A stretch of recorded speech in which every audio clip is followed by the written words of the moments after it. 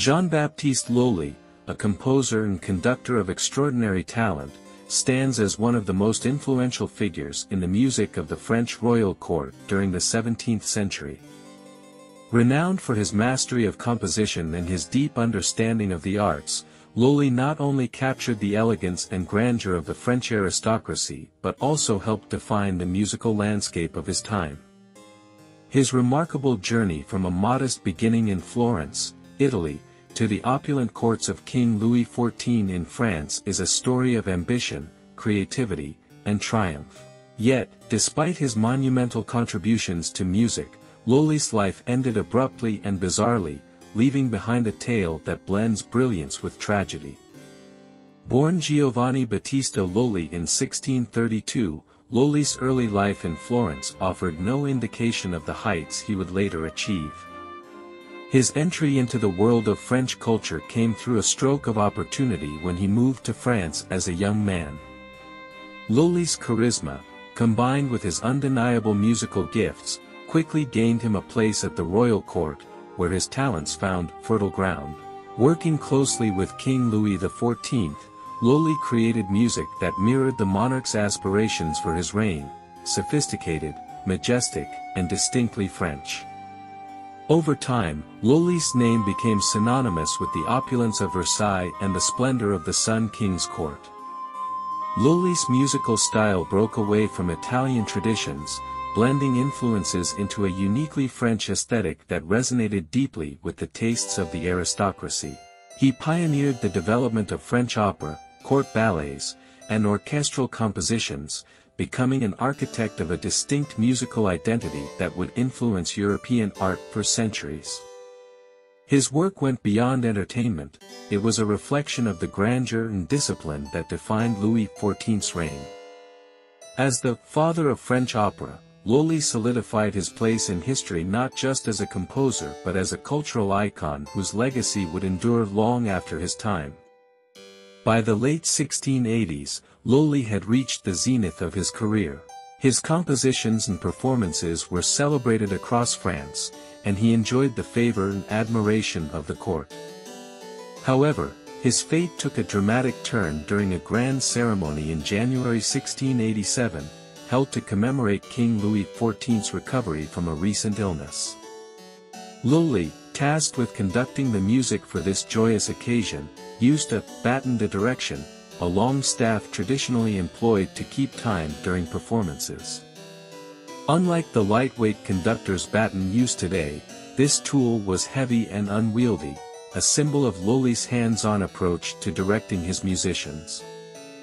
As the ceremony unfolded, Lully, caught up in the fervor and emotion of the music, accidentally struck his own foot with the baton. Initially dismissing the injury as minor, he continued conducting, unwilling to let the incident mar the celebration or disrupt the performance. However, this small mishap would soon have devastating consequences. The wound, though seemingly inconsequential, became infected, a perilous development in an era when medical science was still rudimentary. Without access to antibiotics, even minor injuries could escalate into life-threatening conditions. The infection in Lully's foot quickly worsened, progressing to gangrene. Doctors advised amputation, a procedure that might have saved his life but would have significantly altered his physical abilities. For Lully, whose identity and pride were tied to his artistic excellence, the prospect of losing a limb was unbearable. Refusing the operation, he chose to endure the spreading infection, hoping that he might recover without such a drastic measure. Unfortunately, his decision only hastened his decline.